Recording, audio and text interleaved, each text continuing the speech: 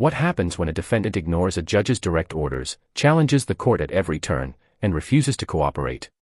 In today's courtroom showdown, a judge gives one man multiple chances to follow simple instructions, but what happens next leaves the entire courtroom stunned. Watch until the end to see how a routine hearing turns into a dramatic confrontation that ends with a shocking decision.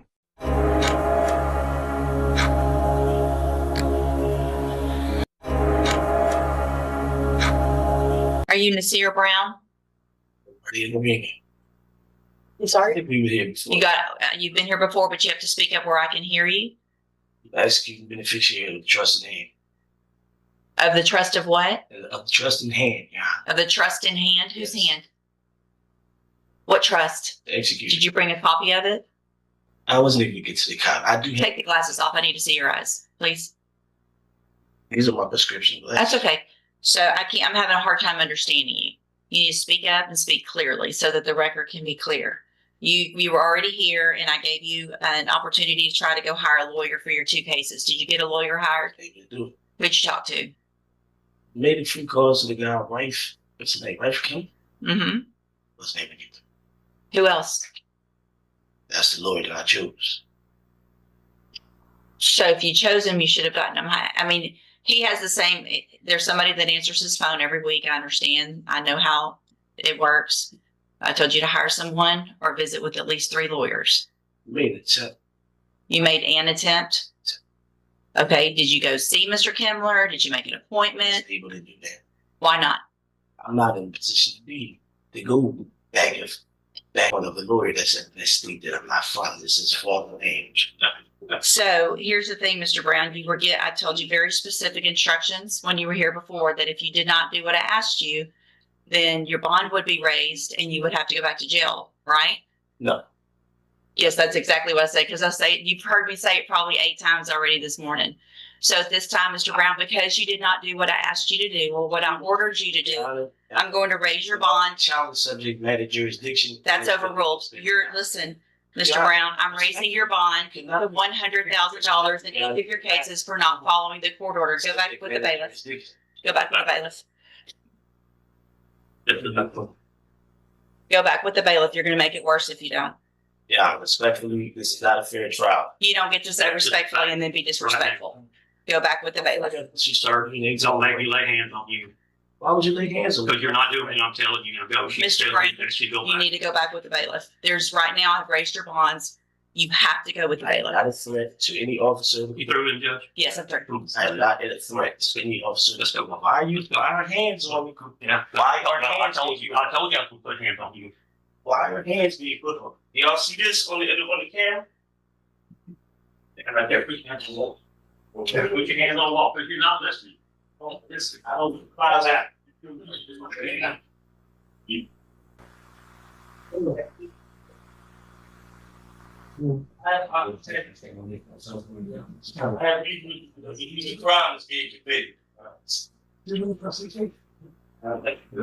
Either A, B, or Hinton is here this evening. They're usually my backup. And just for record, I'm telling you that's not that's Charles.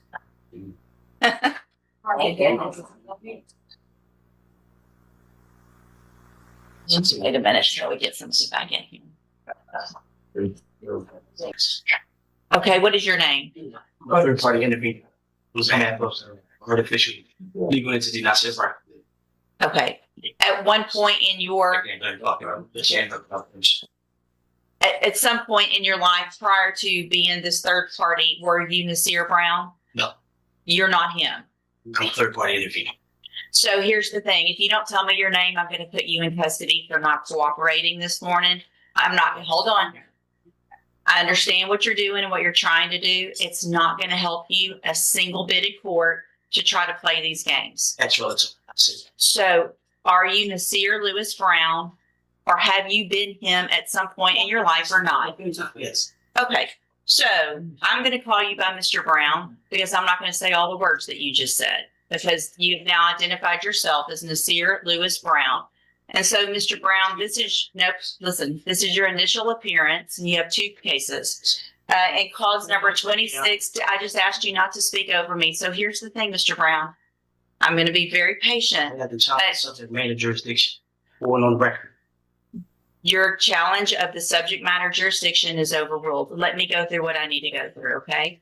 So this is your initial appearance, your first day in court. I'm required to go through what you're charged with by indictment. In cause number 26, DCCR 03322, you're charged with a third-degree felony offense of assault family violence by impeding breath or circulation from February 16th of 2026. And then in cause number 26, DCCR 0323,